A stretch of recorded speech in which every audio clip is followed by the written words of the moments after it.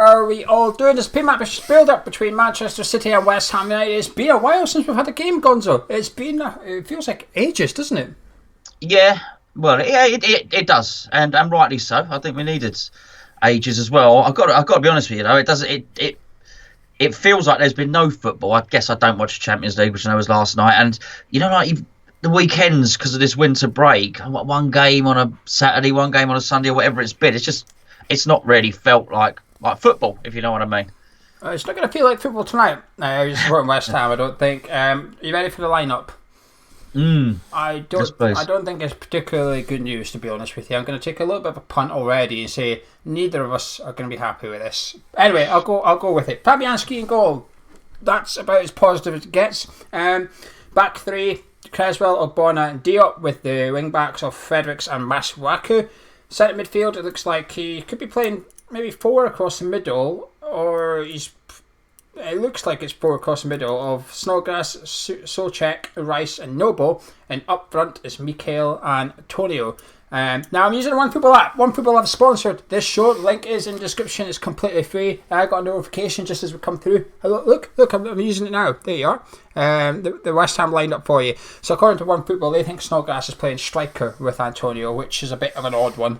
But then who else? I think it's 5-4-1. It doesn't look good, does it? I'm actually opening up. Not for sponsorship reasons. I am actually opening up the app myself just to try and have a look at it really and just see. You're right. So what have they got here? Yeah. I mean, they as you say, they've got it like that, haven't they? And clearly Snodgrass is not going to be playing up there. I'm not sure. I'm absolutely gobsmacked. What's the bench? The bench will be here, wouldn't it? Balbuena, Zabaleta, Felipe Anderson, Lanzini, Jared Bowen, Sebastian Haller, Darren Randolph. It seems that way, doesn't it? I don't know why you would go through the squad and pick out all the slowest players and just put them all in the team in the midfield. I absolutely. I think Snodgrass is on the number 10 role. I think he'll be playing as a second striker ahead of. You know what? He might put Souček up there as well a little bit. I think he might have two number 10s tonight, and then put Noble and Rice real centre, and try and get them to it. Because Souček looked like a handful getting forward against Brighton, so I think he might be more advanced than One Football's making on. But it's just set the tone already, which is 0-0, please. We'll have a 0-0, thank you. And I just find it disappointing that we've had all this time to get ready. We've had all this time to come up with a tactical game plan, a surprise. Now, there is a bit of a surprise here, but it's not a good surprise. Yeah. It's not. If I'm Pep Guardiola... we've gone for a no pace and no creativity surprise. Yeah, I thought we might have had one of them. I thought we might have had some pace or some creativity, or a little bit of both, but not neither. If I'm Pep Guardiola, I'm licking my lips here. I'm thinking, hello, boys. Knock it about at the back, wear them out a little bit, and just bang, bang, bang, bang.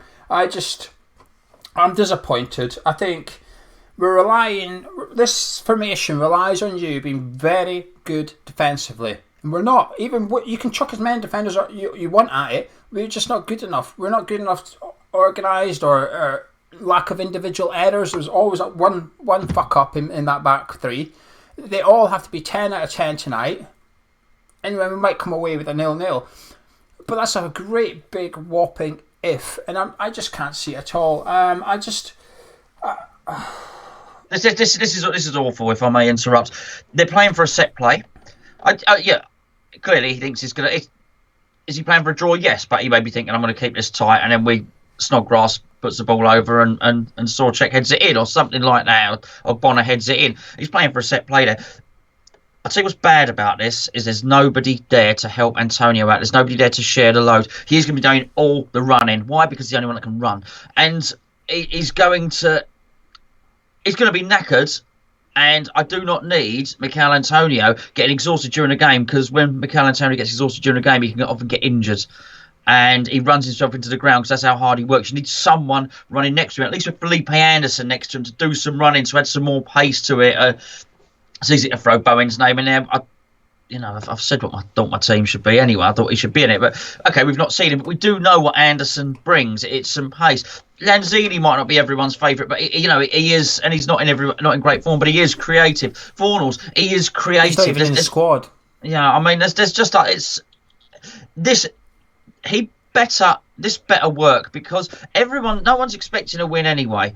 So I'll actually go there and try and put some pressure on them. Try and attack.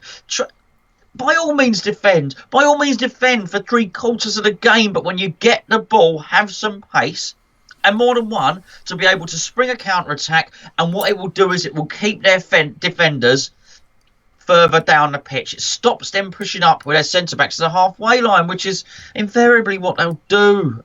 It's an absolute nonsense, actually. Fornals isn't even on the bench. He better be injured, because if he's not on the bench, that's even more criminal. He was the most informed player when Moyes arrived, and he's got demoted to the bench immediately.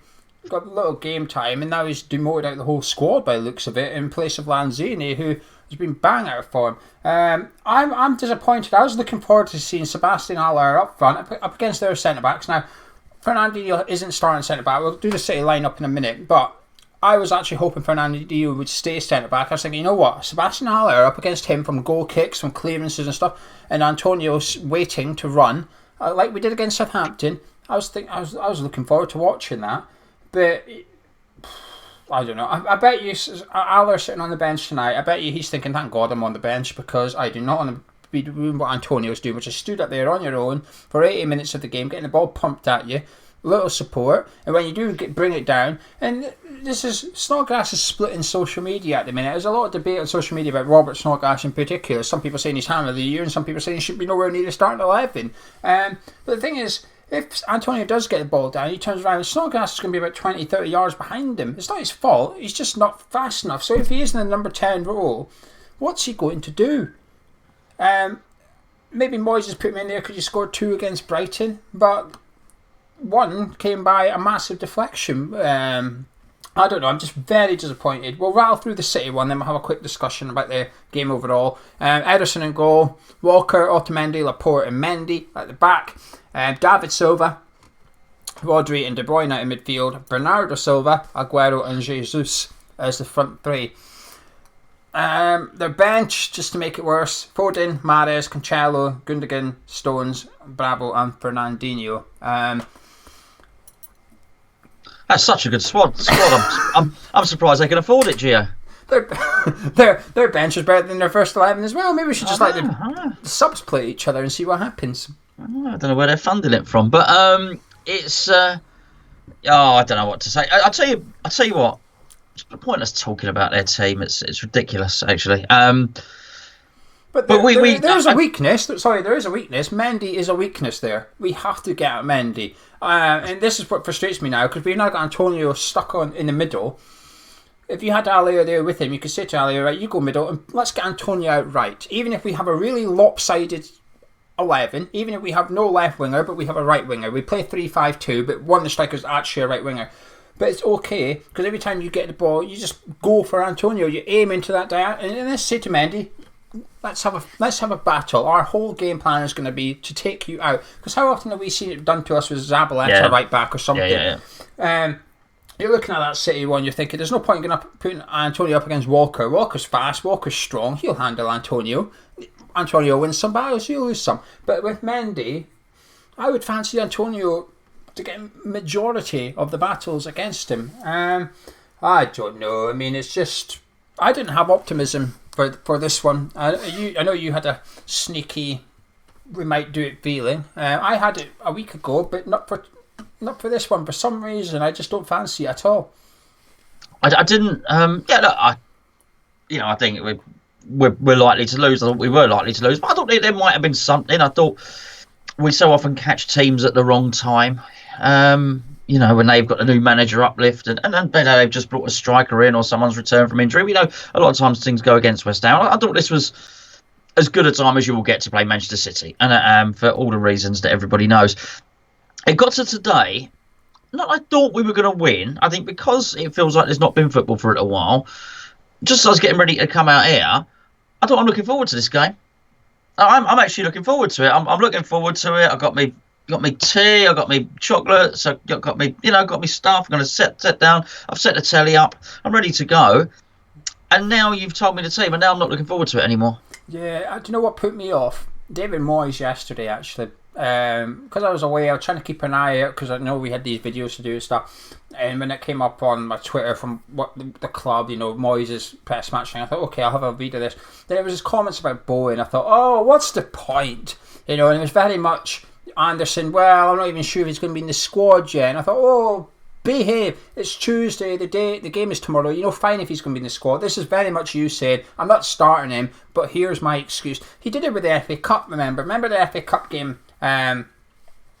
Was it against Gillingham? I think it was. He said, "Oh, yeah. These 5 first-team players have all got a knock." No, they don't. You just don't want to play them. And he's doing the same with Anderson. Oh, Anderson's not quite 100%. Come on, he's been training for 2 weeks now. You're telling me he's not fit enough to start? I don't believe that at all. I think he is fit enough to start. He just doesn't want to because he doesn't fit in his game plan of 5-4-1. And the 4 in midfield have to be really hard working, being able to get their foot in, physically able to cope with a battle against anyone in that City midfield.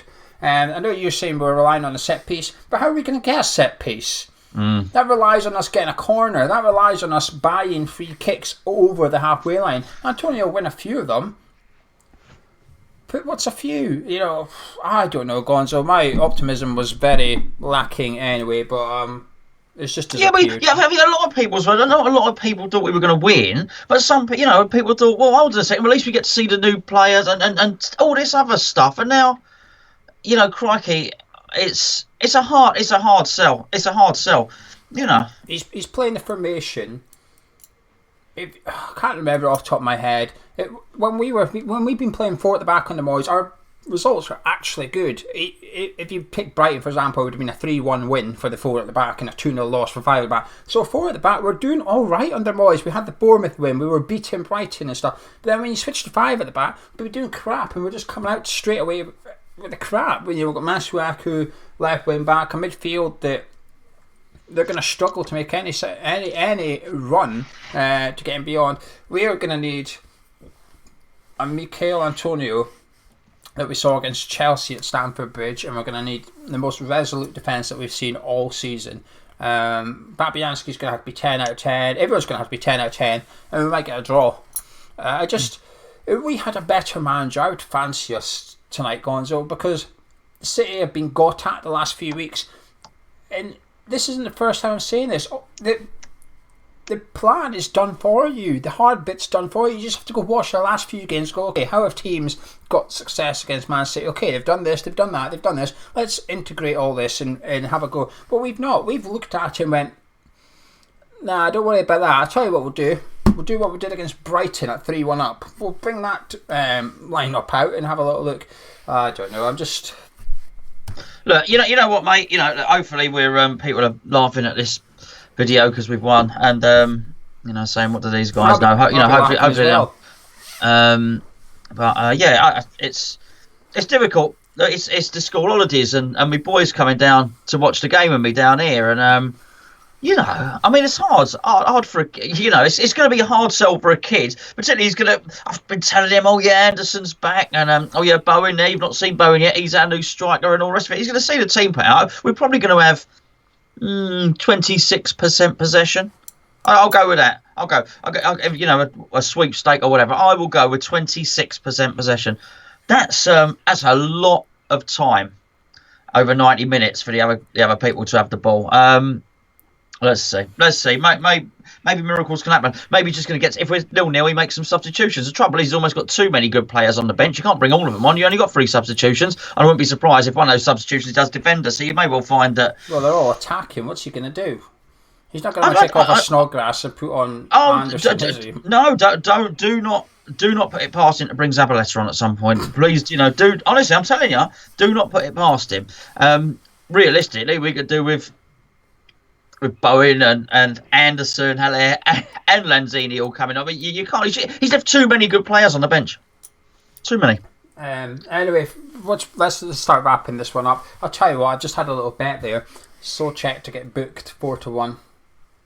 he was putting his foot in against Brighton. I had a little look earlier, and he did 5 tackles against Brighton, which is a big number for tackles, because it's a funny way they measure it. You have to, the player you tackle has to be in full control of the ball, otherwise it counts as an interception. So I've done that. So come on, you Souček yellow card in the 90th minute for time wasting, please. That's what I'm hoping he does. Boots the ball away or something. But listen, this is what we're going to have to do. If we're going to get anything tonight, we're going to have to be masters of the dark arts. It's been in the media today because Liverpool are complaining about Atletico Madrid's dark arts, or whatever you want to call it. Fantastic. Love to see it. It's part of football. That's it. You become a master of winning the game like that. We need to do that tonight. We need to be time wasting from the first minute until the last minute, assuming we don't go down. Until we go down, we have to be time wasting. We have to be committing fouls anywhere from the halfway line and into their half. Just commit fouls. Basically, Pep Guardiola's team. That's what they do, and they do it well. We really need to be organised. No big major individual errors. Masuaku and Fredericks have to get up that pitch tonight. They're both fast. Yeah. They're both nippy. They are key. If we are going to get anything tonight, them two getting down the sides and Souček getting in the box is big, because we seen him against Brighton in the first half. He was coming in the box. He was making good runs. He looks decent in the air. So we thought, something. If we can get the ball into Souček's head, we've got a little chance here tonight. I think that's going to be the game plan. You said set pieces. I'm going to agree with that, but I'll also twist it and say it's the wing back style, and it's going to be Souček doing the Fellaini role. And I fancy Antonio in the air. I know Laporte and Stones isn't bad in there, but I fancy Antonio up against them. So, with all that in mind, can I get your final words and your score prediction, please, Gonzo? Manchester City 4, West Ham 0, and I can't really say much more than that. It's hard. I just hope. I really wanted the break to instill some confidence and lift spirits in the club. I just hope they don't read the team sheet and feel the same. And obviously each individual won't. Each individual wants to see himself in the team. But I wonder if they look at that, they're having trained and been away for a little break, and then they will probably know that they're getting 26% possession as well. I hope it doesn't dent whatever has been built up too much, if you know what I mean. Yeah, I don't mind 26% possession as long as we have a good game plan that goes along with 26% possession, for example. I'm going to go with 3-0 Man City. I think it could be an easy win, and this is where it gets dodgy. I still believe someone's going down on goal difference this season, Gonzo, and we need to keep an eye on that a little bit, and that's my worry. I think David Moyes is concentrating too much on it, if that makes sense. I think he'd probably see 1-0 defeat as a small victory to an extent. Anyway, join us after the game. Straight after the game, myself and Gonzo will be live again, looking back at the 90 minutes, hopefully celebrating 3 points for West Ham. Maybe even celebrating a point, to be honest with you. We'll take anything. We're not fussy. We'll catch you in a bit. See you. Enjoy the game.